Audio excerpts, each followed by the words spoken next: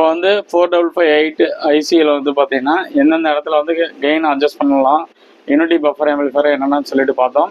4 74 இல்லை 72 எதுவுமே பார்த்தீங்கன்னா ரெண்டாவது பின்னுக்கும் ஒன்றாவது பின்னுக்கும் அதே மாதிரி அதோட டேட்டா ஷீட் எடுத்து எது இன்வெர்ட்டிங்கு நான் இன்வெர்ட்டிங் தெரிஞ்சுக்கிட்டு அவுட்புட் வந்து கிடைச்சிடும். இதில் வந்து ஸ்லூ ரேட்டுன்னு சொல்லிட்டு சொல்லியிருப்போம். இந்த விஷயத்தை வந்து யாரும் வந்து கன்சிடரேஷன் பண்ணியிருப்பாங்க. இது வந்து ஹை ஸ்லூ ரேட் இருக்கிற ஐசிஸாக செலக்ட் பண்ணி போட்டோம்னா நம்மளுடைய கன்வர்சேஷனோட டைம் வந்து ரொம்ப ஸ்பீடாக இருக்கும், கரெக்டாக அவுட்புட் வரும். அதை தான் எதிர்பார்க்குறாங்க.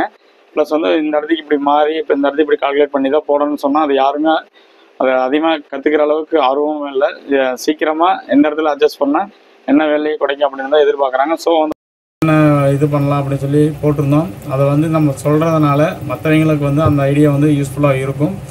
இன்றைக்கி வந்து பார்த்திங்கன்னா நம்ம ஆப்ரேஷனல் ஆம்பிளிஃபையர் பற்றி தான் நம்ம பார்க்க போகிறோம். ரெசிஸ்டரு, கெப்பாசிட்டரு, இண்டக்டர் இந்த மூணு தான் உங்களுக்கு பேசிவ் எலமெண்ட்னு சொல்லியிருப்போம். இந்த பேசிவ் எலமெண்ட்டும் ஆக்டிவ் எலமெண்ட்டுக்கும் என்ன ஒரு வித்தியாசம்னு கேட்டிங்கன்னா, இந்த லோ பாஸ் ஃபில்டர் அப்படின்னு சப்வூஃபர் ப்ரீ வந்து நம்ம யூஸ் பண்ணுவோம். ஸோ இந்த ஆக்டிவ் லோ பாஸ் ஃபில்டருக்கு வந்து பார்த்திங்கன்னா ஒரு ஐசி ஒன்று போட்டிருப்பாங்க. என்ன 360 டிகிரி வந்து உங்களுக்கு ரொட்டேட் பண்ணி கொடுத்துரும். இப்போ நீங்கள் 180 டிகிரியாக உங்களுக்கு கொடுத்துரும். இப்போ ஒரு சிக்னல் வந்து சைன் வேவ் ஒன்று கொடுக்குறீங்கன்னா அது ஆப்போசிட்டாக வந்து உங்களுக்கு சைன் வேவ் வந்து ரொட்டேட் பண்ணி கொடுத்துரும்.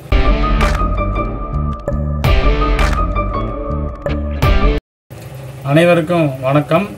நம்ம யூடியூப் சேனலில் ப்ரீவியஸாக வந்து பார்த்தீங்கன்னா ஒரு 8 வீடியோ வந்து பார்த்துருப்போம். அதில் எல்லாத்தையுமே வந்து பார்த்திங்கன்னா ஒவ்வொரு விஷயங்களை வந்து நம்ம கற்றுக்கிட்டு இருந்திருப்போம். இப்போ வந்து பார்த்திங்கன்னா புதுசாக ஒரு விஷயத்தை வந்து நம்ம கற்றுக்க போகிறோம். அதே சேம் டைம் வந்து பார்த்திங்கன்னா லாஸ்ட்டாக வந்து பார்த்திங்கன்னா நம்மளுடைய சப்ஸ்கிரைபருடைய கமெண்ட்ஸுக்கு வந்து நம்ம என்னென்ன இது பண்ணலாம் அப்படின்னு சொல்லி போட்டிருந்தோம். அதை வந்து நம்ம சொல்கிறதுனால மற்றவங்களுக்கு வந்து அந்த ஐடியா வந்து யூஸ்ஃபுல்லாக இருக்கும். இன்றைக்கி வந்து பார்த்திங்கன்னா நம்ம ஆப்ரேஷனல் ஆம்பிளிஃபையர் பற்றி தான் நம்ம பார்க்க போகிறோம்.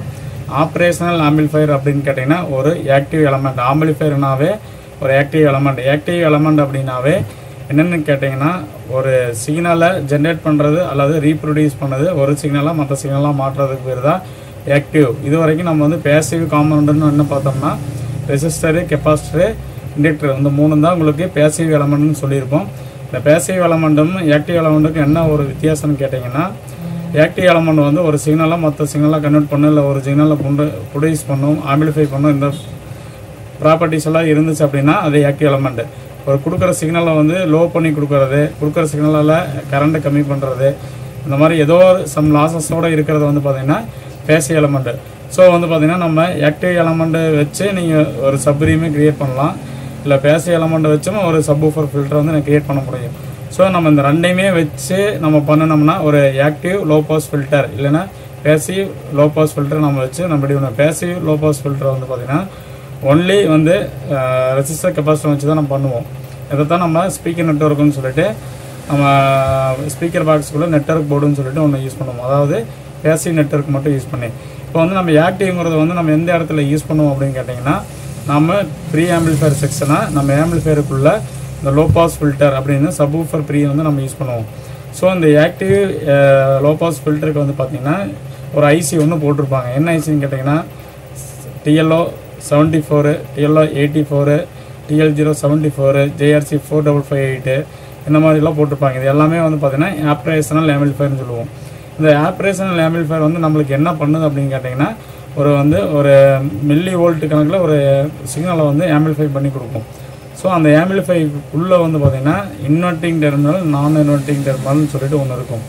இது என்னன்னு கேட்டிங்கன்னா இன்வெர்ட்டிங் டெர்மினல்னால் இன்வெர்ட், இதுலேயே வந்து நம்மளுக்கு பேர் இருக்குது. இன்வெர்ட் அப்படின்னா கொடுக்குற சிக்னலை அப்படியே தலைகளாக மாற்றி கொடுக்கும். ஒரு 0 டிகிரியில் கொடுத்தீங்கன்னா 180 டிகிரியாக கன்வெர்ட் பண்ணி கொடுக்கும். அதே வந்து பார்த்திங்கன்னா நான் இன்வெர்ட்டிங் அப்படின்னு கேட்டிங்கன்னா கொடுக்குற சிக்னலில் அப்படியே உங்களுக்கு வந்து அவுட்புட் வரும். நீங்கள் வந்து அது இப்போ டயக்ராமில் வந்து பார்க்கும்போது நம்மளுக்கு தெரியும். அதில் வந்து ஒரு ஸ்கொயர் ரெக்டாங்கிள் ஷேப்பில் போட்டுட்டு ப்ளஸ்ஸு மைனஸ்ன்னு ஒன்று போட்டிருப்பாங்க. ப்ளஸ்ஸுங்கிறது வந்து பார்த்திங்கன்னா உங்களுக்கு இன்வெர்ட்டிங் டெர்மினல் வரும். மைனஸ்னு போட்டிருக்கிறது வந்து பார்த்திங்கன்னா மாற்றி சொல்லிட்டேன். ப்ளஸ்ஸுங்கிறது போட்டிருக்கிறது வந்து நான் இன்வெர்ட்டிங் டெர்மினல், மைனஸ்ங்கிறது போட்டிருக்கிறது வந்து இன்வெர்ட்டிங் டெர்மினல் வரும். இந்த இன்வெர்ட்டிங் டெர்மினல் வந்து நம்ம எந்த சிக்னல் கொடுக்குறோமோ அது அப்படியே வந்து பார்த்திங்கன்னா 360 டிகிரி வந்து உங்களுக்கு ரொட்டேட் பண்ணி கொடுத்துரும். இப்போ நீங்கள் 180 டிகிரியாக உங்களுக்கு கொடுத்துரும். இப்போ ஒரு சிக்னல் வந்து சைன் வேவ் ஒன்று கொடுக்குறீங்கன்னா அது ஆப்போசிட்டாக வந்து உங்களுக்கு சைன் வேவ் வந்து ரொட்டேட் பண்ணி கொடுத்துரும். ஸோ வந்து பார்த்திங்கன்னா இதெல்லாம் எதுக்கு யூஸ் பண்ண போகிறாங்கன்னு கேட்டிங்கன்னா, நீங்கள் சப்வூஃபர் ஃபில்டர்லேயே வந்து 2-3 ஆப்ஷன்ஸ் வந்து நீங்கள் பார்த்துருப்பீங்க. கெயின் அப்படின்னு சொல்லி கொடுத்துருப்பீங்க. கெயினுங்கிற ஒரு விஷயத்தை பார்த்துருப்பீங்க. அதே மாதிரி பார்த்தீங்கன்னா ஃபேஸ் ஷிஃப்ட்னு ஒன்று கொடுத்துருப்பாங்க. 0 to 180 degrees ஃபேஸ் ஷிஃப்ட் அப்படின்னு சொல்லியிருப்பாங்க.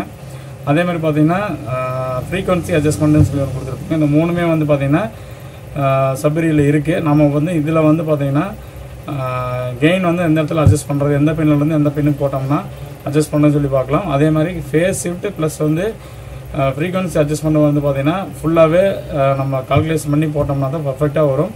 ஸோ வந்து பார்த்திங்கன்னா அது வந்து நிறைய பேருக்கு நம்மளுக்கு தேவையில்லாதது அப்படிங்கிற மாதிரி நினைக்கிறாங்க. ஸோ வந்து பார்த்திங்கன்னா நம்மளுக்கு வந்து அந்த இது வந்து நம்ம எந்த இடத்துல வந்து நம்ம ஆல்ட்ரு பண்ணால் உங்களுக்கு ரிசல்ட் கிடைக்குங்கிறது அதை மட்டும் நம்ம பார்த்துக்கிட்டு போனால் போதும்.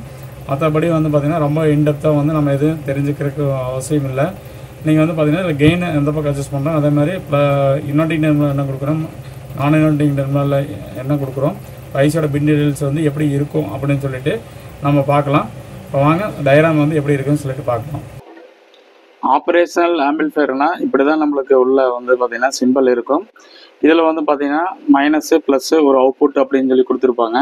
இந்த மைனஸ்ங்கிறது வந்து என்னென்னு கேட்டிங்கன்னா கொடுக்குற இன்புட் வந்து பார்த்திங்கன்னா இன்வெர்ட்டிங், அதாவது 180 டிகிரி வந்து அப்படியே உங்களுக்கு ரொட்டேட் பண்ணி கொடுக்கும். அதே வந்து நான் இன்வெர்ட்டிங் கொடுக்குறேன்னா கொடுக்குற சிக்னல் அப்படியே வந்து உங்களுக்கு அவுட்புட் கொடுக்கும். ஆப்ரேஷனல் ஆம்பிளிஃபையர் வந்து இந்த மாதிரி தான் உங்களுக்கு ஒர்க் ஆகும். நம்ம எல்லா ஆம்பிளிஃபையர்லையுமே ஐசியோட டேட்டா ஷீட்டில் உள்ள பார்த்தீங்கன்னா இன்டர்னலாக வந்து பார்த்தீங்கன்னா இந்த மாதிரி டயக்ராம் தான் கொடுத்துருப்பாங்க. ஸோ வந்து நம்ம ஆப்ரேஷனல் ஆம்பிளிஃபையர் மட்டும் தான் நம்ம இதில் வந்து நம்ம பார்க்க போகிறதுனால நம்ம அதை மட்டும் நம்ம எடுத்துக்குவோம். இப்போ வந்து பார்த்தீங்கன்னா 4558 TL82 72 எல்லாமே பார்த்தீங்கன்னா உங்களுக்கு வந்து 8 பின் ஐசி தான் கொடுத்துருப்பாங்க. இந்த 8 பின்னில் வந்து பார்த்தீங்கன்னா இன்டர்னலாக வந்து பார்த்தீங்கன்னா இந்த மாதிரி ஆம்பிளிஃபையர் வந்து பார்த்தீங்கன்னா உங்களுக்கு 2 ஆப்ரேஷனல் ஆம்பிளிஃபையர் இருக்கும். அதே வந்து TL74 84 LM324 இது எல்லாமே வந்து பார்த்தீங்கன்னா 4 உங்களுக்கு ஆப்ரேஷனல் ஆம்பிளிஃபையர் வந்து கொடுத்துருப்பாங்க. ஸோ நம்ம இது வந்து எப்படி நம்ம யூஸ் பண்ணுறோம் அப்படிங்கிறதுக்காக எத்தனை ஆம்பிளிஃபையர் ஸ்டேஜ் வேணுமோ அதுக்காக வந்து நம்ம அந்த ஆம்பிளிஃபையரோட ஐசி வந்து நம்ம சூஸ் பண்ணிக்கலாம். அப்புறம் வந்து பார்த்தீங்கன்னா இதில் வந்து மெயினாக வந்து பார்க்க வேண்டியது என்னன்னு கேட்டிங்கன்னா இந்த மாதிரி வந்து சர்க்யூட் வந்து கொடுத்துருப்பாங்க. இது வந்து பார்த்தீங்கன்னா உங்களுக்கு ஃபீட்பேக் ஆம்பிளிஃபையர்னு சொல்லுவாங்க.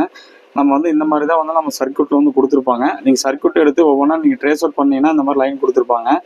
இப்போ வந்து பார்த்தீங்கன்னா இந்த மைனஸ் இன்வெர்ட்டிங் டெர்மினல்லையுமே இது வந்து பார்த்தீங்கன்னா உங்களுக்கு TL84ன்னு வைங்க, ஃபஸ்ட்டு பின்னு, இது வந்து செகண்ட் பின்னு. இந்த 2 பின்னுக்கு இடையில வந்து பார்த்தீங்கன்னா ஒரு ரெஜிஸ்டர் வந்து போட்டிருப்பாங்க. இதில் வந்து ஒரு 10K போட்டிங்கன்னா அதுக்கு தகுந்த மாதிரி உங்களுக்கு கெயின் இருக்கும். இதே வந்து பார்த்தீங்கன்னா நீங்கள் 20K போட்டிங்கன்னா அதுக்கு தகுந்த மாதிரி உங்களுக்கு கெயின் இருக்கும்.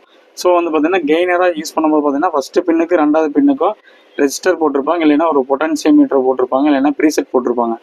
நம்ம வந்து அதில் வந்து நம்ம ரெசிஸ்டன்ஸ் வேல்யூ வந்து எவ்வளோக்கு எவ்வளோ அதிகம் பண்ணுறோமோ அந்தளவுக்கு வந்து நம்மளுக்கு கெயின் கிடைக்கும்.